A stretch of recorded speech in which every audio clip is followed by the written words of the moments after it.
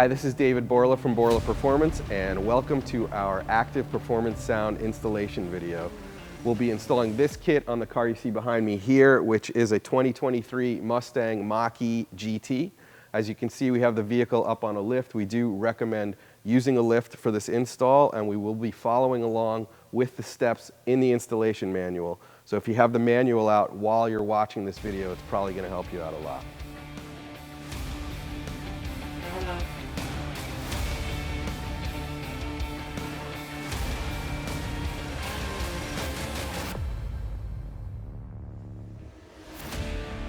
Section 1.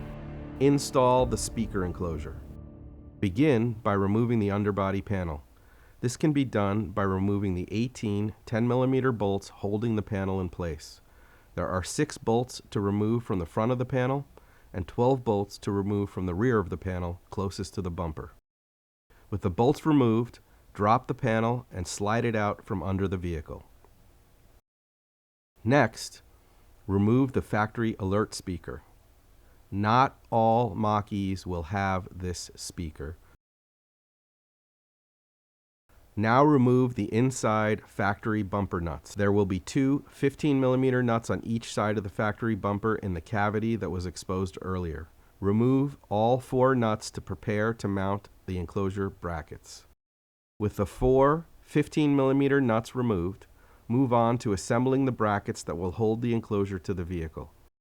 Begin by attaching 2 of the rubber isolators to the bracket labeled 2 in your manual using 2 10mm nuts.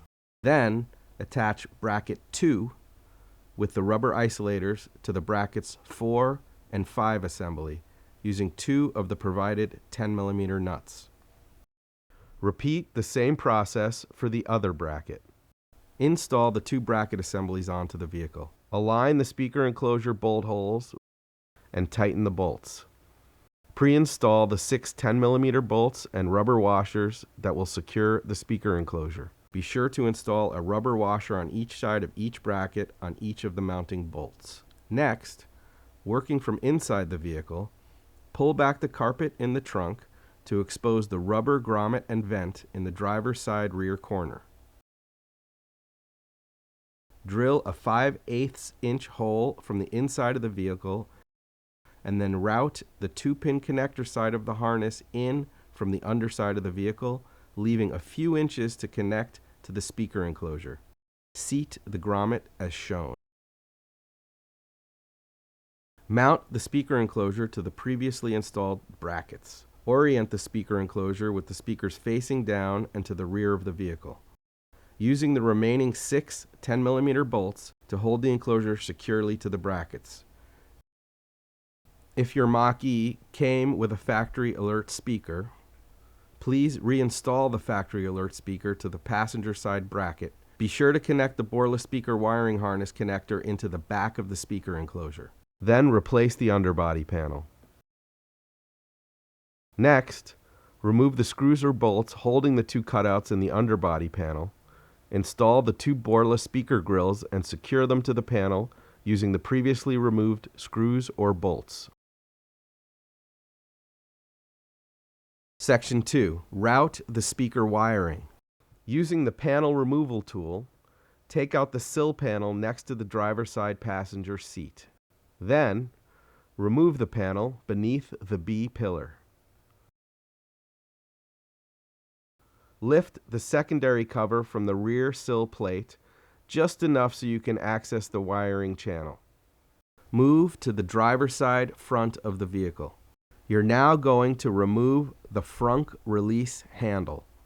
But first, make sure to pull the handle twice. This will ensure you have access to the frunk for a future step. Then, using a pick tool or similar, slide it in over the top of the frunk release handle and pry up.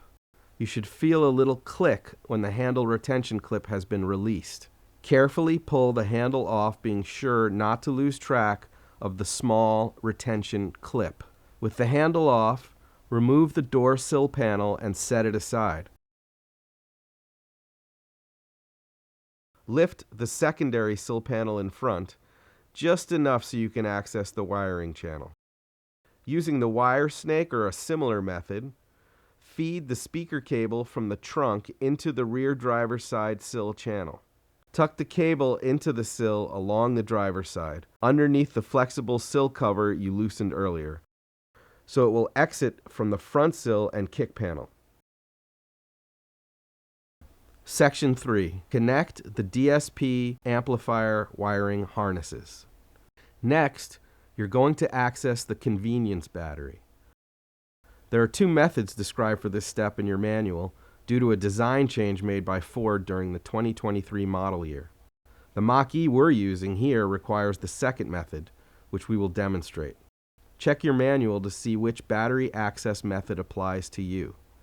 If your Mach-E requires the first method, follow the instructions in the manual for battery access.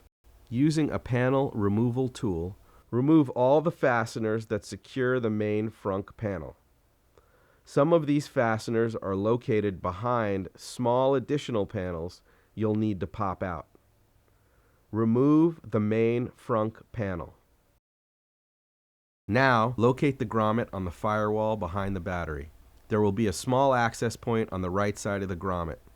Using a pair of diagonal cutters or similar, cut the end off of the access point and route the ferrule end of the Borla power wiring harness through the access point into the vehicle. Route the other end of the harness to the positive battery terminal. Remove the 10mm nut and connect the terminal of the power wiring harness and reinstall the previously removed 10mm nut. Zip tie the cable to the factory wiring. Make sure to leave enough length to reach the Borla amplifier, which you'll mount later beneath the dashboard near the steering wheel. Do not install the fuse at this time. The next step is to install the Borla data wiring harness. Start by removing the two 7mm bolts holding the steering wheel panel, then pull down to remove the panel. Now locate the 8-pin factory connector on the bottom side of the steering wheel and disconnect it. Plug the T-shaped end of the Borla data wiring harness into the factory connector. Route the data wiring harness along factory wiring to the driver's side kick panel area. Using the supplied zip ties, secure the harness to the factory wiring. Take the Borla DSP Amplifier Unit and connect the supplied ground cable to the spot marked ground. Tighten with the supplied Allen key. Next, take the single, small ferrule crimped wire and connect it to the spot marked remote on the amplifier. Tighten with the supplied Allen key.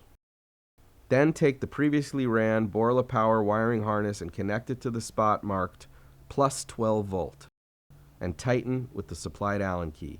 Finally, connect the 12-pin black connector from the Borla data wiring harness to the Borla amplifier as shown. Section 4. Mount the Borla sound controller. Now you'll install the Borla sound controller. Use a panel removal tool or similar to remove the lighting control panel to the left of the steering column. Center the Borla sound controller below the lighting control panel opening and mark the spot where the harness comes out of the controller. Then, using a 1/2-inch bit, drill a hole in the spot you marked. Feed the 4-pin connector end through the 1/2-inch hole and pull it through. Then, using a wire snake or similar, route the 4-pin connector end down to the driver's side kick panel area. Next, connect the 16-pin connector that was routed to the driver's side kick panel area in a previous step to the Borla DSP unit. Next, using a small screwdriver, position the Borla controller in place and mount it to the dash using the 2 provided screws. You can also eliminate those screws if you want and just use the double-sided tape. Then, connect the 4-pin black connector from the controller to the DSP unit. Finally, connect the 2-pin white connector from the Borla data wiring harness to the previously ran speaker wiring harness in the driver's side kick panel area. Section 5. Install the DSP Amplifier Unit. Now, proceed with mounting the DSP Amplifier Unit. Locate and remove one 10mm bolt on the under dash closer to the firewall, just beside the OBD2 connector. Locate and hang the DSP Amplifier Unit on the exposed bolt high beneath the dash. With the mounting bracket seated on the upper bolt, using the supplied nut, finger tighten the bracket to the existing bolt on the firewall. Replace and tighten the nut beneath the dashboard, then tighten the firewall nut. Locate and remove a 10mm bolt from the factory ground point above the driver's side kick panel. Install the terminal end of the ground cable onto the factory grounding point, being sure not to leave off the factory ground wire. Using the supplied zip ties, secure any installed wires up and out of the way. To complete the installation, install the supplied fuse into the fuse holder on the Borla power wiring harness that you previously installed near the battery. If you're sure all your wiring connections are correct, you can now reassemble your vehicle. Section 6. Power up your Borla sound system. Once your hardware installation is complete, you can begin enjoying your Borla active performance sound right away. With the vehicle on, simply turn the right side knob on your Borla sound controller clockwise to power up the system and adjust volume. The left side knob marked Presets is where you select the sound you want to use. We've already activated 4 sounds for you to choose from, listed in your manual with their corresponding preset knob number. If you have any problems installing your active performance sound system, please call us at 1-877-GO-BORLA between the hours of 7:30 a.m. and 4 p.m. Pacific, Monday to Friday.